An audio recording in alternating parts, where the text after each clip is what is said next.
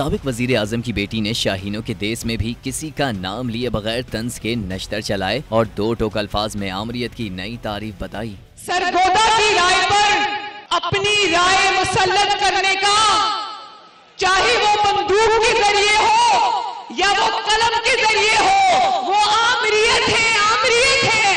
मरियम नवाज मतवालों को माजी में भी ले गईं। परवेज मुशर्रफ दौर में जजेस की सऊबतें याद दिलाईं और सवाल किया, उस वक्त अवाम की अदालत में जाना दुरुस्त तो आज गलत क्यों? मुंसिफ अपने आप को बहाल कराने के लिए अगर अवाम की अदालत में जाएं तो ठीक, अगर नवाज शरीफ वोट की हुर्मत बहाल करने के लिए अवाम की अदालत में जाए तो गलत। साबिक वजीर आजम की बेटी ने पूरी नून लीग को ऐवान बाला के इंतखाबी अमल से बाहर करने का भी गिला किया।